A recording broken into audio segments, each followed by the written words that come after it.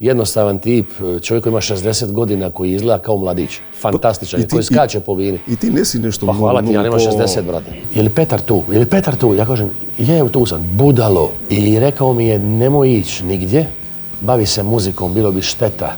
3000 ludih ljudi sa transparentima koji me čupaju.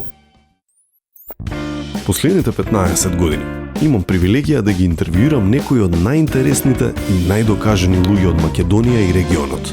Учев многу од овие разговори. И добивав инспирација за сопствениот професионален пат. Со мојата работа надвор од 1 на 1 и со многуте лични и бизнис релации и пријателства низ годините. Оваа сезона се радувам што ќе одам уште подлабоко во личноста на моите гости. Сакам да дознам што ги вади од такт, што ги води низ животот и што научиле низ него. Ова е 1 на 1. Добре дојдовте во сезона 15. Добре дојдовте во нова епизода од 1 на 1 сезона 15. Како сте? Телефоните се веќе извадени и снимаат. Бидејќи гостинот е подготвен да влегува, посебно полно е бидејќи имаме гостин кој што ни е особено драго што е тука. Доаѓа по трет пат и некако му доаѓа дека на секој 2 години е во 1 на 1. Значи беше во сезона 11, 13, сега 15 и може да се кладите дека на 17 ќе дојде пак. Петар Грашо.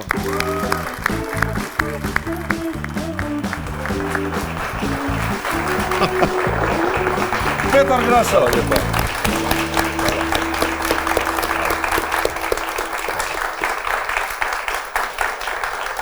Hvala.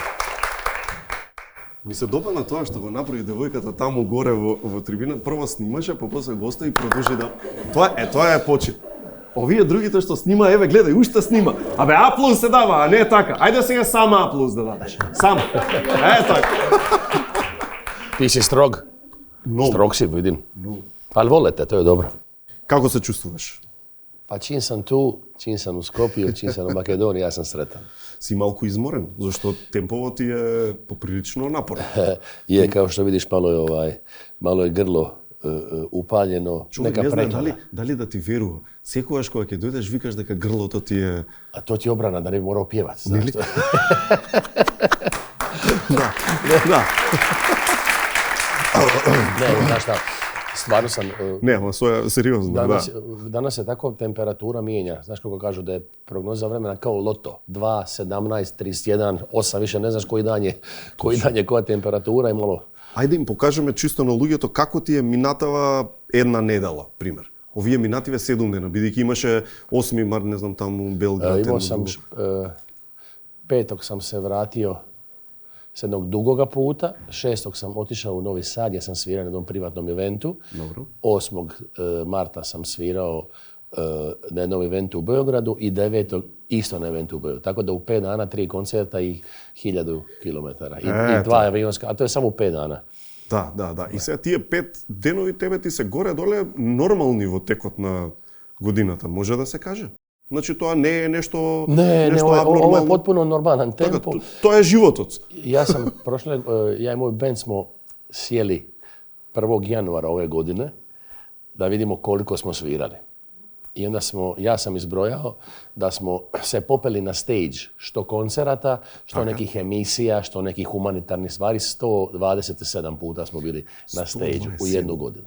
127. Значи речи си секој втор, секој трет. Да. Ќе му дојде. Тоа темпо, како се носиш и дали го менуваш тоа темпо сега кога си татко? Знаеш, внимаваш ли да не е толку напорно или професија е професија, тоа е што да правиш? Profesija je profesija. Kad se rodila čerka, onda sam ja objavljivao sve koncerte na Instagramu, na Facebooku, ljudi koji se bave time, onda je neko komentirao kao da li je ovaj čovjek ikad kući, gdje je čerka, kako to može raditi, zašto ne ide malo više čerci. Ja dosta boravim vremena sa čerkom, ali sasvim sigurno možda borave više neki tate koje rade od 8 do 2 u nekoj firmi. Ali sa druge strane boravim puno više nego neki drugi tata koji je 6 mjeseci na brodu. Da. Koji je negdje. Jel tako da sve nosi svoje? Dobro je to što je ona još jako mala, tako da može ići sa mnom. Tako da je puno putovala sa mnom, na puno koncerata je već bila. Prošlo je puno gradova Europe koje možda neki ljudi neće imati, nažalost, prilike vidjeti u cijeli život. To ona vidjela u godinu dana samo. Супер, ќе се вратиме на киркичката. Прво да споменеме за старт. Значи, она кое македонската публика едва го чека. Значи, тоа се концертите во Македонија кај нас. Значи, имаме на 26, на 27 април, тоа е Скопје. Tako je. И тие се, ако не се лажам, вториот е речиси распродаден. Pa ja sam sretan, to je sala Filharmonija je jedna od ljepših sala u kojima sam svirao, to je nova sala sa perfektnim ozvučenjem i zapravo ideja je bila da se napravi koncert sa gudačima iz Makedonske filharmonije. Tako da će biti to jedan akustični koncert, naravno sa 4 mojeg muzičara, ali nema električnih gitara. Akustika, bubanj, ja za klavirom i puno violina i radimo top, radimo zabavu. Neće to biti tu, to će biti energija, Elton John. Браво. Вториот е при крај и веќе, ако не се лажам, се отвара простори за трет концерт. Pa evo sa ovoga momenta smo već pred kraj drugoga koncerta, tako da realna varijanta je da bi kroz nekoliko dana mogli otvoriti i treći koncert. I kako što vika na onije reklamine, i to ne je sve. I to nije sve. To nije sve, znači... tako je. Imamo još Bitolu, i imamo Струмица има и Струмицу. Струмица и Штип се. И Штип, тако е. Значи во Струмица и Штип Дом на култура и тоа ќе ти биде една турнеја кај што, ако не се лажам, така за ред ќе ги фатиш едно 4 настапи ќе ги. Да, тоа ќе биде едно 7, како ствари се биće 6-7 наступа. Так. И ми веќе првога свирamo u Makedoniji, a 2. maja sviramo veliki koncert na otoku Pagu. Tako da bend se vozi cijelu noć. Biće to veselo. A ovde ќе настапиш, како ми спомна, 4 ќе бидат од постоечката постава твоја. Ja imam veliki bend. To varira od 4 do 30 ljudi, ali ova akustika i ova atmosfera koju bih htio postići u univerzalnoj sali je da biće nas 14 na stage-u. Univerzalna će biti? Bože, univerzalna. Ušte neko je vreme. Univerzalna je u srcu. Čekamo. Edva je čekaš i ti. Vlada će biti za jedno 15 godina gotovo. Ke vidi, se nadevamo. Znači, vo Filharmonija si 4 od tvojeg sostava. Moj bazni band 4 i još nekih 10 otprilike gudača će biti, znači biti na 14-15 na stage-u i svirat ćemo sve hitove Petra Graše i još neke pjesme koje su meni jako drage od nekih mojih meni dragih kolega. Ке зборуваме за песни, а имам што да те прашувам, јас сум ти фан, екипата ти е фан, навистина прво честни и што си тука, иако по трет пат и ние си се знаеме и сме си пријатели, но сепак, знаеш, ти си една од ретки музички звезди кои така некако, според мене, паметно ја тера кариерата, некако убаво и некако природно, на начини да секогаш го даваш тоа што публиката од тебе го сака.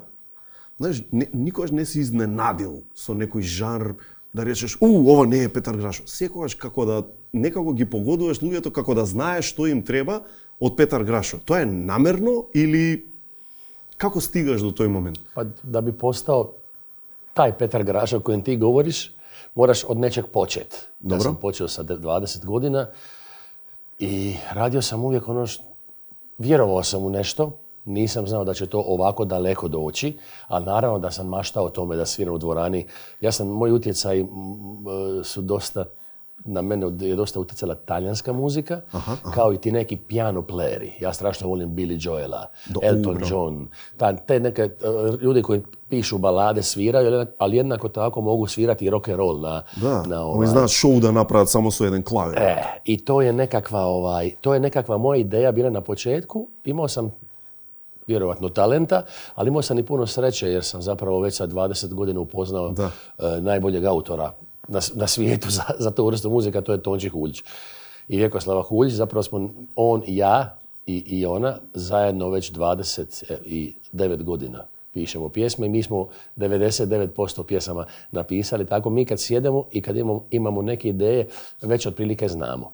A ja mislim da ja nisam tip izvođača koji luta u žanrovima. Zato što ja mislim da bilo bi sad smiješno da čuješ Metaliku kako svira džez. Znaš, nekako... Така, се sлагаме. Rekao bi, dobro je, ali ima bolji džezera od Metalike. Mislim, sad karikiram, znaš. Tako da, ja sam unutar svog prostora, koji se po meni zove nekakvi talijanski pop, ja nisam dalmatinski pjevač, jesam naravno, ali kod mene nema tih jednostavnih klape, mandoline, ja sam više italo tip, talijanski tip izvođača, ali unutar toga naravno da sam se igrao i sa klasičnom muzikom, da sam imao neke elektronske ritmove, ali uvijek sam se trudio da to sam sebi, kad slušam, da mi ne bude to čudno, nego da mi bude dobro. I onda malo budeš hrabriji, malo manje hrabar, ali uvijek zapravo ideš za pjesmom i trudiš se dati 100% sebe. Ja sam dosta naporan tip, što se tiče rada u studiju. Maltretiram sve te ljude oko mene. Od basista do svega. Svi me vole jer pijemo vino zajedno. Ajde probaj vaka. Ajde se ga smije. Kad završimo me vole, onda pijemo vino, družimo se, ali kad uđu u studiju, nije baš da su sretni. Кој ти беше, да речеме, знаеш, ти мене лично ме подсегаш не толку по тоналитет или акорди или било што, ама некако во некоја си таква конзистентност на работа кроз многу години на Рамадзоти. S njim sam razgovarao prije pola godine kad je imao koncert, možda malo više u Beogradu. Pa slažem se. Što go praša, znaš, koja se srekaš što takov čovjek, što praviš mu? Njemu su najavili da je u areni jedan pjevač koji je popularan, jer sam ja bio u Beogradu. I da je na koncertu on rekao dovedite ga. Jako je simpatičan. To su bili potpuno razgovori dva muzičara. Koje gitare koristi, razglas, koji mikrofon, koje pretpojačalo za vokal, pošto on ima taj isto malo talijanski vokal. Tako da interesantan razgovor i super tip. Jednostavan tip, čovjek koji ima 60 godina, koji izgleda kao mladić. Fantastičan, koji skače po vini. I ti nesi nešto... Pa hvala ti, ja nemam 60, brate. Da sam ja isto dobar ko Ramazzotti, ovih 15 godina stariji od mene. Ovo ti je zadnji put da sam ti omislio. Da, nikad više. За 2 години. Ке те вратам сега кај семејството, бидејќи семејството е јадрото на се во животот, нели, од таму почнува се. И ми спомна, нели, претходно, дека се трудиш киркичката да си ја носиш што повеќе со тебе, и ете таа има прошетано, фала Богу многу. Како си, да речеме, на сцена, кога знаеш дека во публика си е киркичката, која горе-доле, нели, се уште прашање е колку и е јасно што прави тато таму, го гледа тато. Bila je konkretno u Beogradskoj areni, je bila prošle godine 11. je bio taj koncert i bila je gore sa mamom u loži. Vidjela je na velikoj ekranu je vidjela, sam rekao, tata! Glasno. Možda je tata nije pjevao najbolje, ne znam što nije leglo.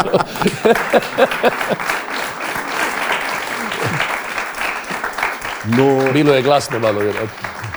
Многу интересен моментот што сепак си ја носиш со себе си. Препоставувам дека ти низ годините имаш полно пријатели кои што исто така успешни како што си ти, па дури некогаш и пробувале и кариерата да ја користат како шанса да избегаат во некоја си, да не ме разбереш погрешно, нели, да избегаат од обврските на родител. А ти па обратно ми делуваш, знаеш, како да сакаш да си ги имаш обврските со тебе на пат. Ne, ja sam, pričali smo, ja volim tu ulogu. Kad sam saznao da ću postati roditelj, malo sam se uplašio, znaš, nekako misliš da se život mijenja naopako. I čak ima nekih roditelja koji kažu, ajme, znaš šta, život se mijenja, nije lako. A ima nekih koji kažu, mijenja se, uvijek se život malo mijenja. Život je tu ljudi su tu da se mijenjaju. Tako da sam to nekako mirno prihvatio i vodim je koliko god mogu i vraćam se kući. Super je ako malo si umoran, onda kažeš ženi, čuj, još imam neku obvezu sutra na turneji, pa se vraćam, odmoriš još jedan dan i to je to. Tako da, ali volim tu ulogu, stvarno. A lično kај тебе забележуваш, сигурно забележуваш многу промени и тоа е супер и тоа е нормално, тоа е човечки да се менуваш, да еволуираш. Која би била една најголема промена што си ја забележа кај себе си? Зборам кај себе си. Tu je promjenu teško zapravo definirati. Dobro, Valjda se priroda pobrine da u jednom trenutku postaneš roditelj. Ako si normalan čovjek, naravno. Tako je. Pod tom pretpostavkom. Što znači? To znači da jednostavno to biće gledaš kao jednu svoju ekstenziju, kao produženi dio svoje duše, kao bolji dio sebe. I tog trenutka si zaista spreman na sve u životu žrtve da to što je tvoje bude živo i zdravo. Ali to se jednostavno dogodi. O tome ne treba puno pričati. Ja vjerujem da svi ovdje u dvorani koji su roditelji tako se osjećaju. Nisam ja zato što sam Petar Grašo, veliki roditelj. Ima boljih roditelja od mene, ima i loših. Ali ono što je važno je da čovjek nekako unutar sebe to prihvati, osvijesti i vrlo je važno naravno da imaš podršku. Ako imaš sreće da imaš neku familiju oko sebe, ja imam golemu sreću da imam divnu obitelj oko sebe i da imaš ženu koja je normalna i koja razumije tvoj posao i koja je dobra majka, onda si sretan čovjek. Onda to lako ide. Сега, татковците, ако ги гледаме, не дека ги делиме во табори, ама, ајде да речеме, ако ги поделиме во едни два табори, едната екипа татковци се оние што читаат однапред, што се подготвуваат, се спремаат, читаат, ќе биде вака, ќе биде така, ќе биде. А оваа другата е која што вика, слушај, природата ќе ме натера да бидам како што треба и ќе биде се окей. Ти кај спадна? Измеѓу. Така? Točno između. Da. Malo prolistam i kaže, no, ovo je pametno, ovo je glupost, ovo je dobro, ostalo ćemo sami. Koja ti беше najголема глупост што прочита, пример? A naša ima svega danas. Neki kažu, nemojte djeci davati kozje mlijeko. Drugi kažu, samo kozje mlijeko dajte. Treći kažu, ni slučajno mobiteli. Ovi kažu, može malo mobiteli. Čitajte prije spavanja, nemojte čitati prije spavanja. Znaš koga slušam? Bake. Aha. Slušam bake. Jer ako smo mi izrasli normalni u svijetu bez mobitela, ako smo mi izrasli normalni u svijetu bez YouTube-a, u svijetu bez milion programa, onda su one to radile dobro. Danas je lako, danas pustiš djetetu Teletubbies 5 sati, dijete gleda. Ja mislim da to nije rješenje. Može, ne deka ne, može, okej.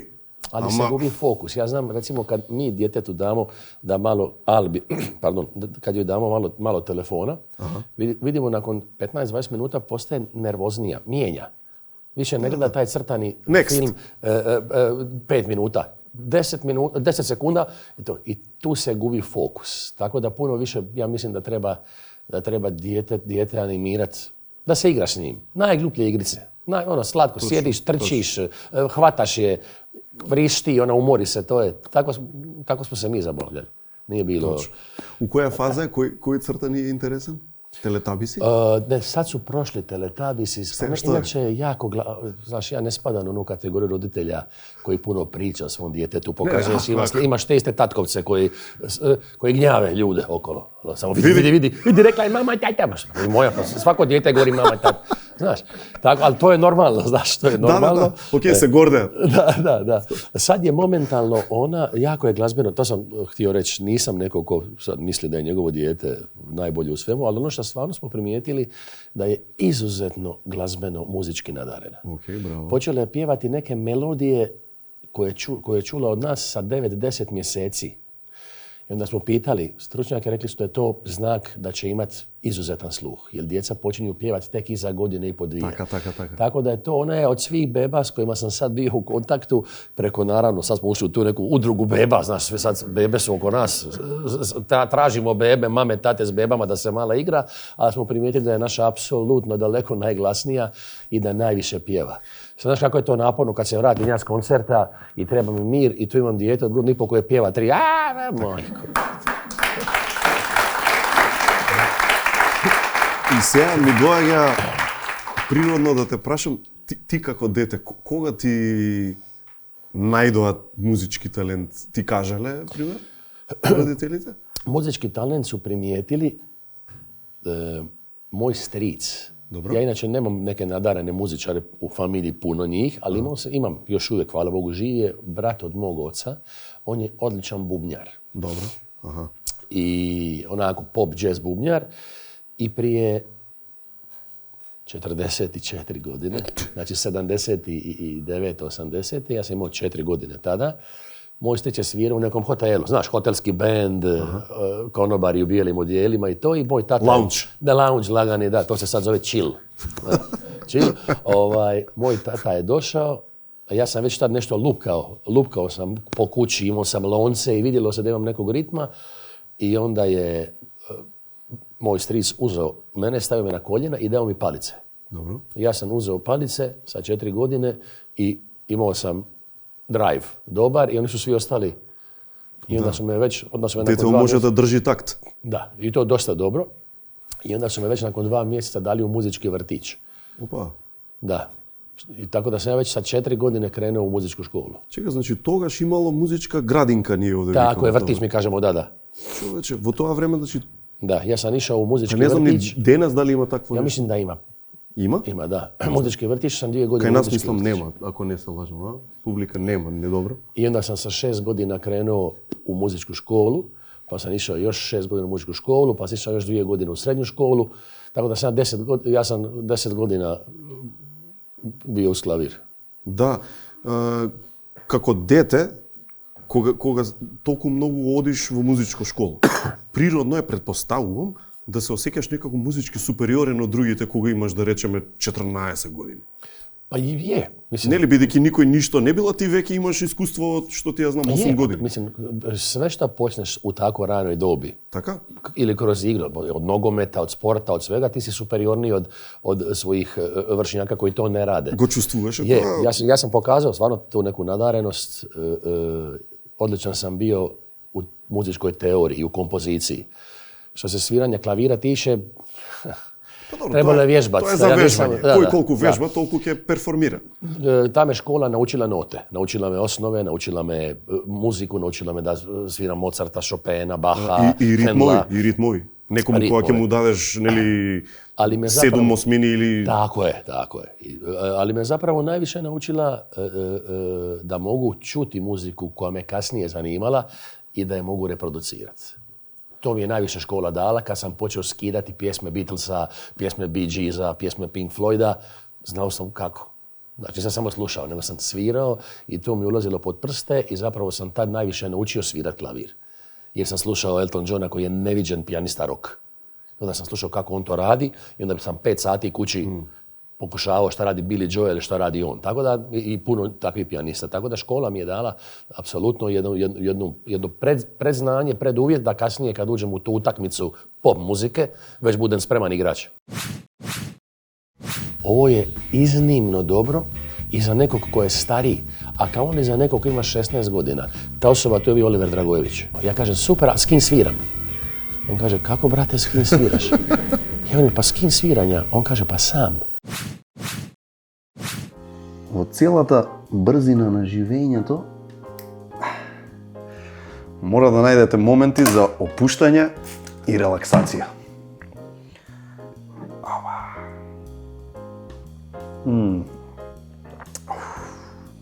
Што и да правите, без разлика колку и да сте зафатени, најдете си малку мир и релакс.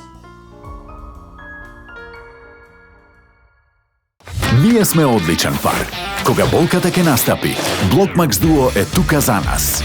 Блокмакс Дуо – ефикасен при главоболка, забоболка, мигренозна болка, болка во грбот, ревматска и мускулна болка, болка при помали артритични состојби, ублажување на симптомите на настинка и грип.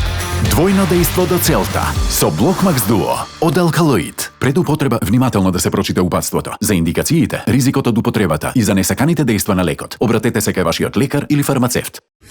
Имлек протеин пудинг. Практичен и вкусен оброк за твоите мускули. 20 грама чист млечен протеин, без додатен шеќер. После тренинг, земи пудинг. Јака комбинација.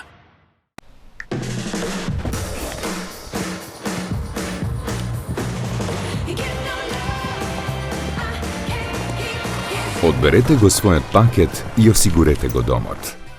Триглав осигурување. Со секој чекор што го правиме, ги изложуваме на светот и им помагаме да изградат издржливост.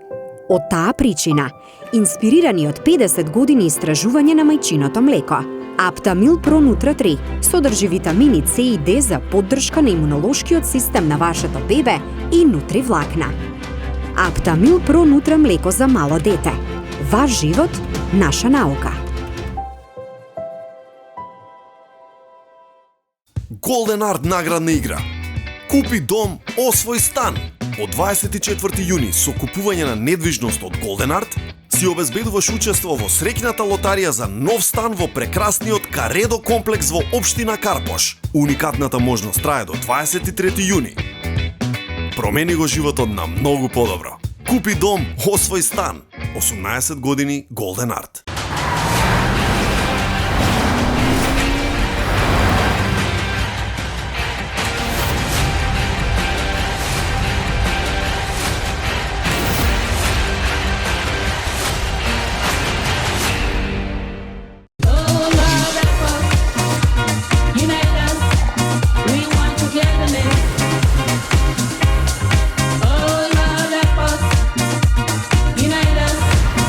Дозволи да те понесе.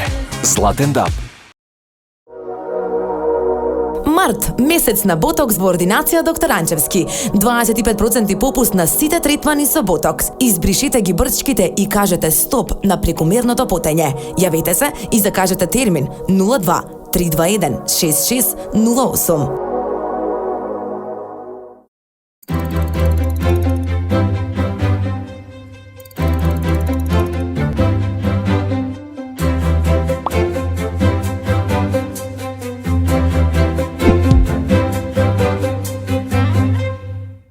Срцето на главниот град на Македонија, ВФЛП Фонд Менеджмент стои цврсто како инспирација за иновации и доверба во финансискиот сектор. Водени од тимот искусни професионалци, ние не управуваме само со вашите средства, туку создаваме наследство вкоренето во сигурност и перспектива. Инвестирајќи во над 1000 квадратни метри врвен деловен простор, ја потврдуваме нашата посветеност кон Македонија и овдешните клиенти. ВФЛП Груп, за посветла финансиска иднина на сите.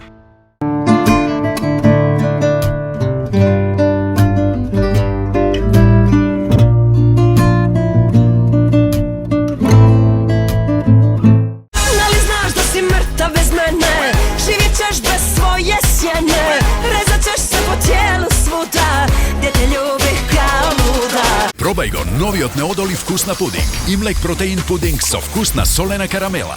20 грама чист млечен протеин со низок процент на масти. Солена карамела, ќе почнеш да тренираш поради неа.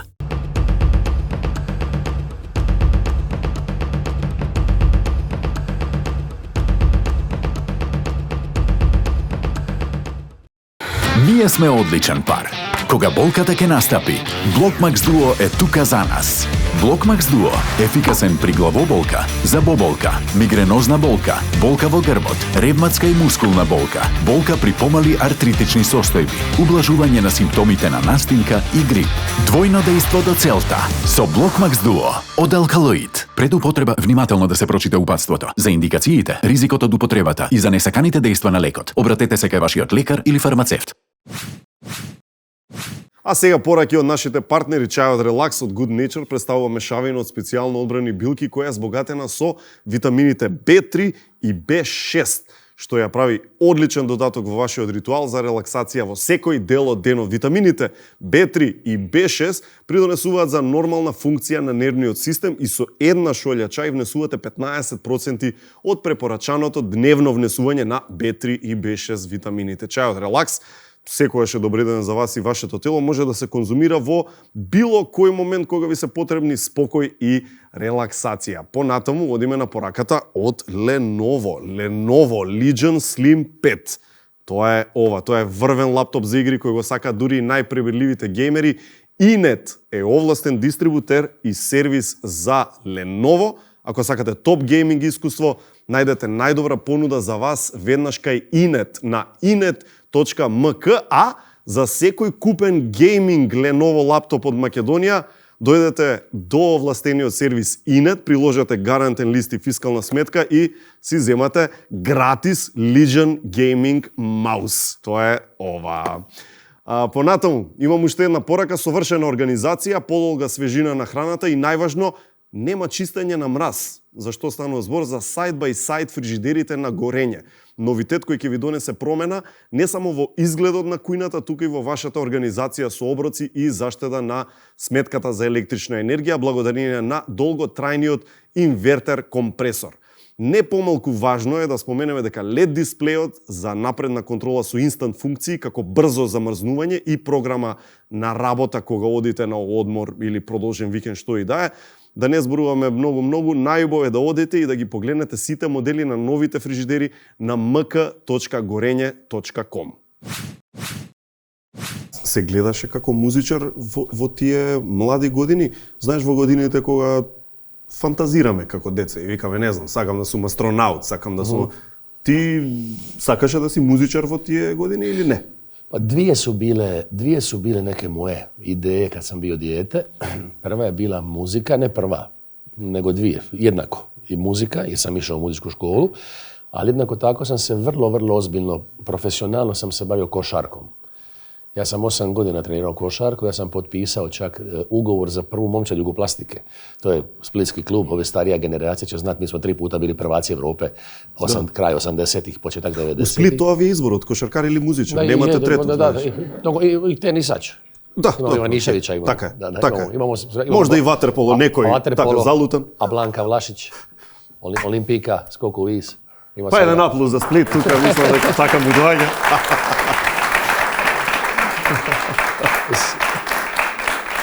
Svakako, ja bi ti sad mogao o tim mojim počecima i dilemama dugo pričati, ali ću ti to skratiti u par rečenica zašto muzika, a ne sport. Ja sam trenirao košarku i dobio sam pisao sam pjesme.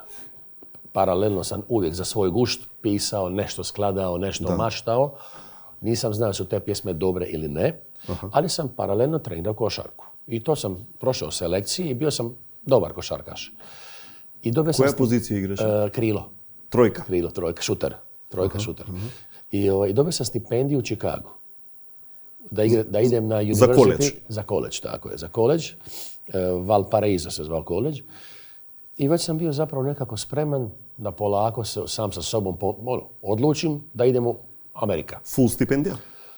Full stipendija. Teška odluka? Teška odluka. Međutim, paralelno sam pisao pjesma, u jednom trenutku moj otac je čuo to što radim, nešto sam u nekom studiju malome snimao kod nekog prijatelja u garaži, moj otac je čuo i rekao je, znaš šta, ti si moj sin, ti znaš da ti ja nikad ne kažem da si dobar kad nisi i mi smo stvarno takva familija, nema, kod nas se samo zeza, znaš ali mi se čini da je ovo dobro.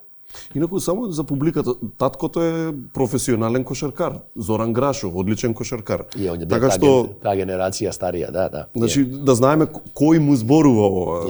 Океј, он ти кажува дека осеќа талент за музика. Да. И jednom prilikom on je bio sa svojim prijateljem velikim u kafiću, naravno, di će biti nego u kafiću, i oni su nešto pijuckali i on njemu kaže, tom svom prijatelju, molim te, poslušaj ovo, ako stigneš, jer mi ovi moj mali nešto piše, meni se čini da je dobro, a ti molim te vidi. Taj prijatelj je došao kući i to poslušao i zvao je mene na telefon, rekao je, jesi li ovo ti pisao? Ja sam rekao, jesam. Sigurno. Da, kao ne lažeš. Da. On kaže, znaš šta, ovo je iznimno dobro i za nekog ko je stariji, a kao i za nekog ko ima 16 godina. Ta osoba, to je bio Oliver Dragojević. A to je I on je tako.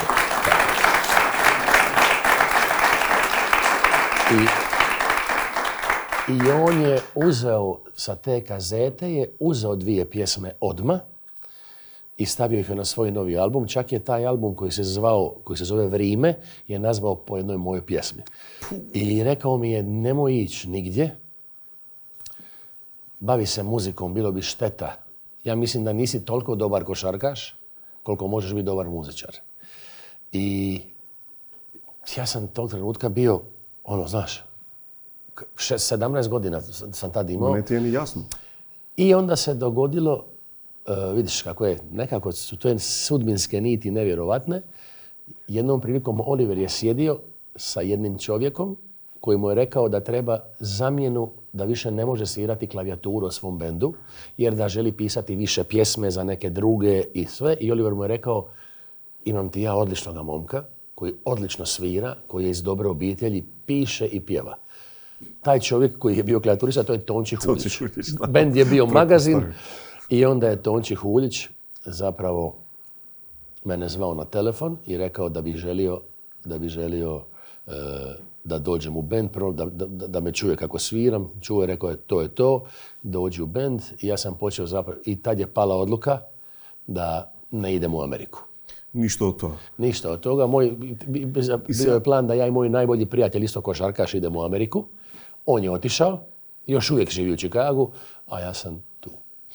Мислиш дека и ти помогна спортската дисциплина што несомнено си ја научил низ играње кошарка и веројатно и зашто имаш родител како што си имал, ти има нешто помогнато у професионалната кариера? Ja mislim da mi je prije svega pomoglo u tome što sam bio zdrave glave. Što u tim godinama kad sam imao 15, 16, 14, 17, dok sam još trenirao, su neki moji vršnjaci išli krivim putem. Znaš, to su bile ratne godine, nisi imao neke svijetle tačaka i puno njih je išlo krivim putem, a ja sam ostao nekako zdravog tijela, zdravog duha, normalne glave.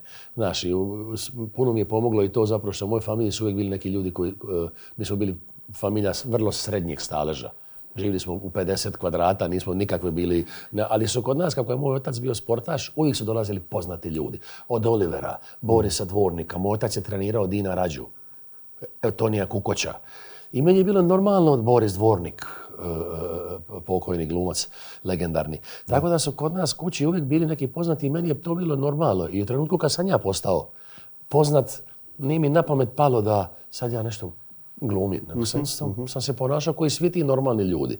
I tu mi je možda pomogla i familija, mislim, podsvjesno, Pa ne, i možda obitelj. sigurno. Normalna obitelj koja, znaš, je ta koja se Добро, postavi. еве ќе те вратам, ти имаш да речеме 18 години и си текстописец на песна на Оливер, знаеш.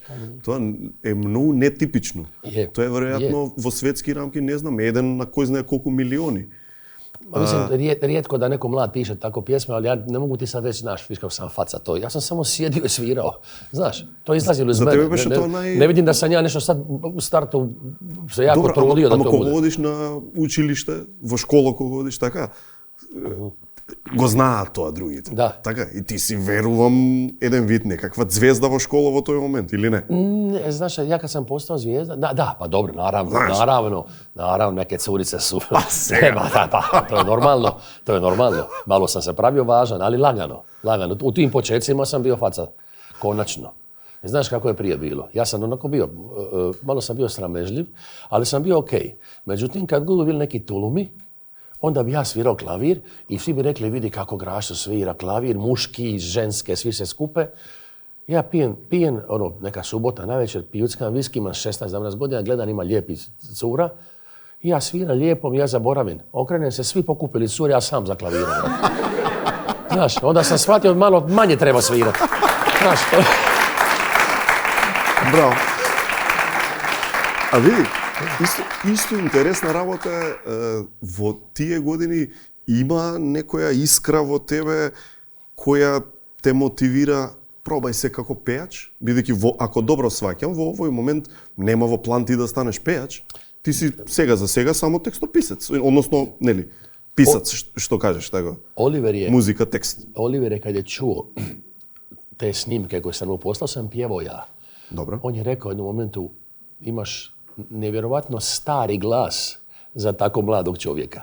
I to on rekao kao dobro pjevaš, ali meni to nije bilo u fokusu. Bilo bi u fokusu da pišem pjesme i zapravo kako sam postao pjevač. Znači ti si se gledaše kako takov nekoј si čovjek, Ja sam se gledao ne kao pjevač, više kao dobar muzičar koji svira, tako i možda nešto pjeva, ali to mi je bila na ljestvici Poiše kako Bregović.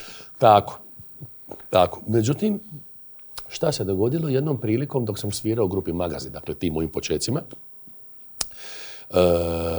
Tonči Huljić bi se povremeno, moj punac, bi se povremeno pojavio na koncertima. Ono da malo svira kad bi mu bilo dosadno, kad bi imao vremena. Jednom je trenutku, ja mislim da je bio Biograd na moru, to je mjesto pored Šibenika, pamtim taj trenutak. Bio je neki klavir u backstage-u, ja sam sjeo za taj klavir, oni su tamo bili, nešto su kartali, pili, bez veze, i ja sam počeo svirati i pjevat i Tonči je digao glavu i gleda i kaže, jesi to ti pjeva? Kaže, jesam. On kaže, ajde opet.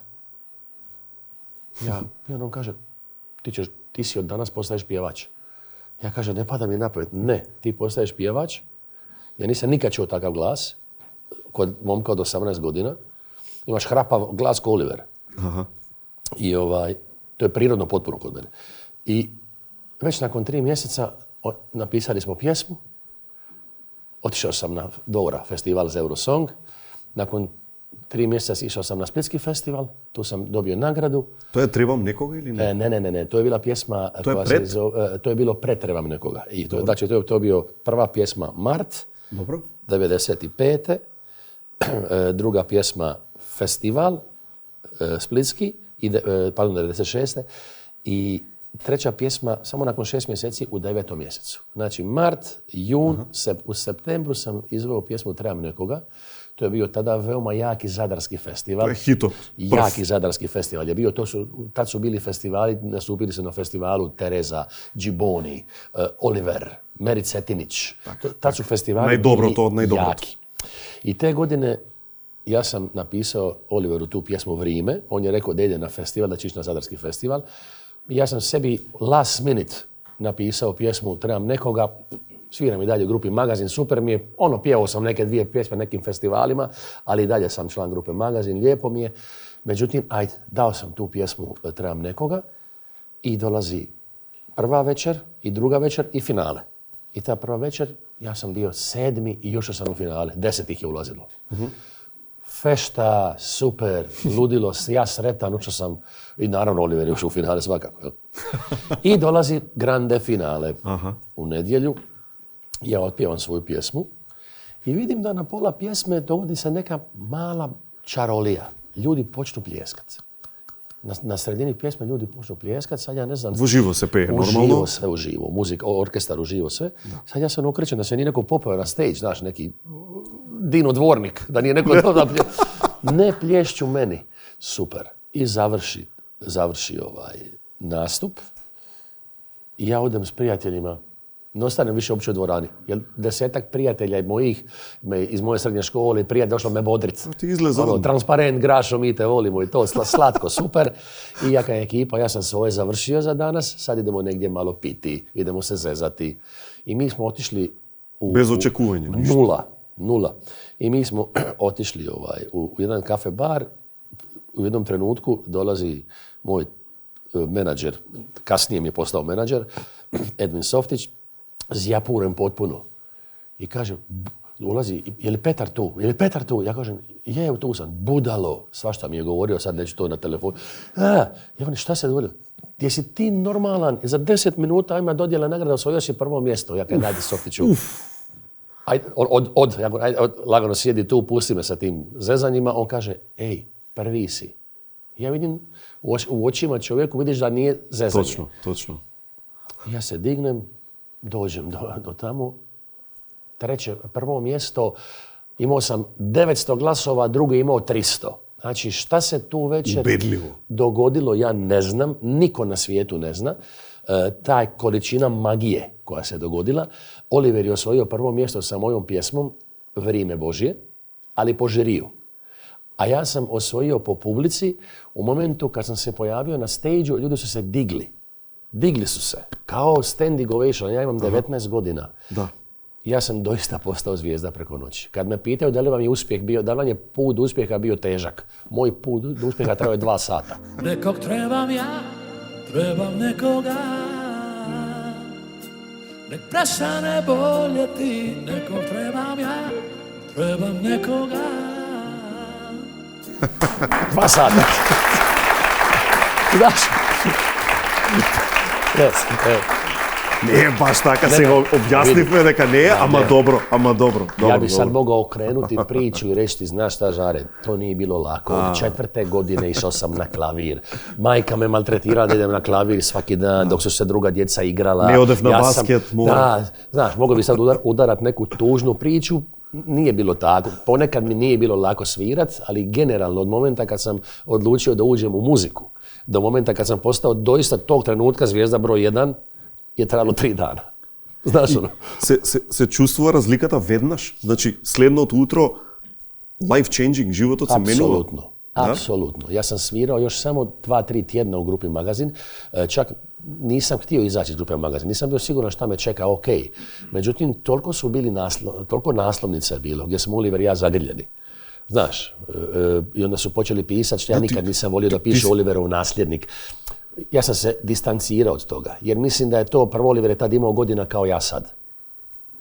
I da meni sad neko kaže, evo Grašin nasljednik. U redu je, ali ne. Ja volim Olivera, obožavam tog čovjeka, ali nisam se nikad gurao. Kad vidite moje pjesme, nisu one slične Oliverovima. To je malo jedan slična je prostorija, ali nije isti namještaj.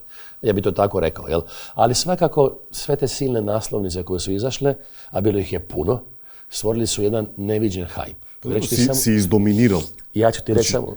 Oliver, pesmata tvoja, ovdje... To se dogodilo i tada, to je bio Zadar. U Zadru je bila jedna velika diskoteka koja se zove Saturnus, koja je primala 3000 ljudi. I moj prvi koncert je nakon 2 tjedna u Saturnusa u Zadru. Ja imam klavijaturu, imam jedan mikrofon. Računam, dolazim tamo, sigurno će biti još neki izvođač sa mnom. Neki Dino, u paru neko će biti.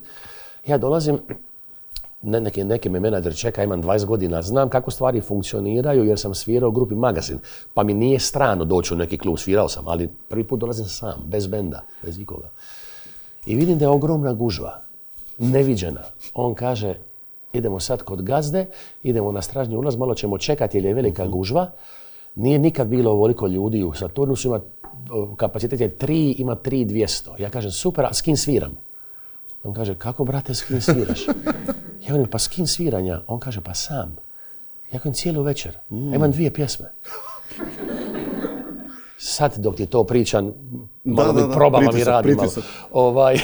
I ja sam došao, to je bilo nevjerovatno. Dakle, 3000 ludih ljudi sa transparentima koji me čupaju. Ja s klavijaturom, gledaš, ljudi, jeste vi normalni, to sam ja. Petar. I nekako od tad je krenula jedna euforija. Album smo izbacili. Što sviraš? Mnogo me interesira. Kako ispolni 2 časa? Svirao sam te 3 pjesme koje imam, svirao sam od grupe Magazin 7 pjesama, svirao sam od Olivera 5 pjesama, 2 od Elton Johna, 4 od Dugmeta, sve sam I super je bilo.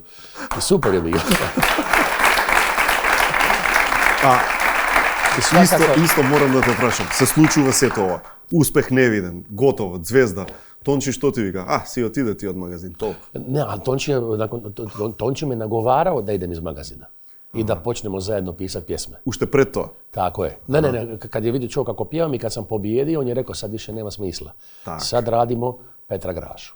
I to je bilo dobro što smo mi počeli odmah pisati pjesme. Ja sam pisao pjesme, on je pisao pjesme, odlično je znao otprilike u tim mojim početničkim greškama koje sam radio i zato je on krucijalan u mojoj karijeri. I on je rekao, ajde probaj sad ovako, ovo ti je bolji refren. Znaš, učio me songwritingu na taj neki način koji ja nisam imao. To jednostavno si nemao iskustvo. To je to. Čuj, to je divno. On je jednako tako meni kazao, Tonči mi je rekao, ja sam imao support kad sam bio mladi autor Zdenko Runjiću. Zdenko Runjiću, za ljude koji ne znaju, on je kompozitor koji je napisao sve Oliverove ranije pjesme. Moj galebe, Vjeruju ljubav, Poeta, Nadalina. I on je Tonča oblikovao. Tako je Tonči u mojim ranijim fazama oblikovao mene. Isto tu ulogu. I u svakom slučaju ta euforija je bila do te mjere da je moj prvi album Mjesec iznad oblaka koji smo napravili u roku 3-4 mjeseca. On je imao 10 ili 11 pjesama. Bio je 8 pjesama su bili number 1 nacionalni, 8 komada i prodan je u 120.000 primjeraka i to je do dana današnjeg najprodavaniji album u hrvatskoj povijesti, diskografskoj. Eto, do te mjere je euforija bila velika, a ja sam samo sjedio kući i pisao pjesme. Ništa nisam znao. I сега, kako da не си создаваш притисок сам пред себе? Знаеш, кога на толку млада возраст ќе достигнеш такви височини, верувам дека не треба ни публиката да ти го прави притисокот, него ти прв ќе си го правиш. Ma znaš, toliko se to sve događalo brzo. Toliko su brzo krenuli koncerti. Mi smo nakon 2-3 mjeseca odmah uspostavili jedan dobar bend. Recimo, gitarista iz tog benda svira sa mnom dan danas. 29 godina je sam. Bravo. Da. I ti nemaš vremena zapravo razmišljati jesi ti neka velika faca ili neki pritisak. Ti samo ideš, stavite, tad su bili klubovi. Stavite u klub, stavite ovdje, stavite ondje. I ja sam zapravo shvatio da se događa nešto veliko kad sam imao moj prvi koncert na Splitskim Gripama. To je sportska dvorana velika, kao arena, mislim, primaš 5-6 ljudi koja se rasprodala u 3 dana.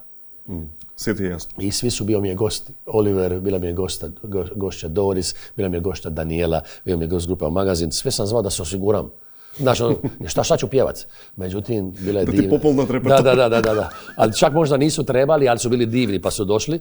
I tad sam shvatio da se događa nešto veliko i drugi put kad sam stvarno shvatio da taj neki pjevač, to je bio Lisinski, to je dvorana Lisinski, to je dvorana koja je kao univerzalna sala. U Skopju je jedna kultna dvorana gdje su nastupali najveći violinisti, velike pop zvijezde, strane, to.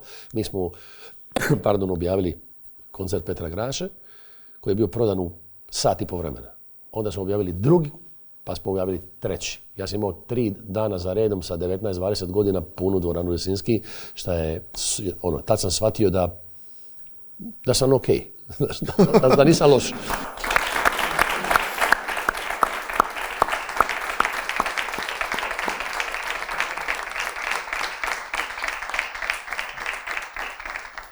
И овде, како и секогаш, завршуваме со најдоброто од Македонија, Good Nature, чаевите се тоа одат кај тебе и имаме тука за опуштање од Прилепска пивара Златен даб. Ова, дами и господа, денеска беше нашиот пријател Петар Грашо, еден аплауз.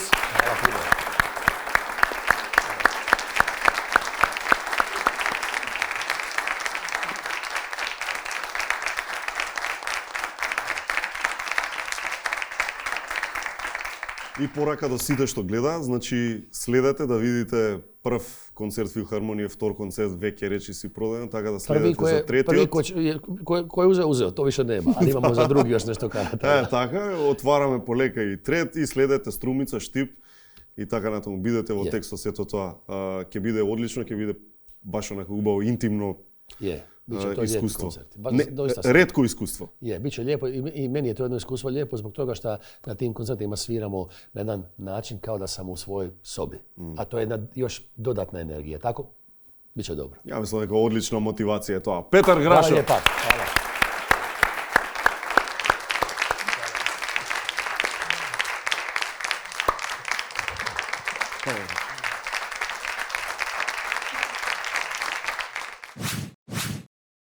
И за крај порака од Екомак, првата македонска апликација чија цел е поттик на совесно рециклирање, овозможувајќи им на корисниците да собираат поени и да ги користат поените во маркети како ваучери. Симнете ја Екомак апликацијата, бидете совесни и селектирајте отпад, од тоа користи имаме сите. Добра епизода направивме, нели? Па! Се гледаме во следната. Ви благодарам.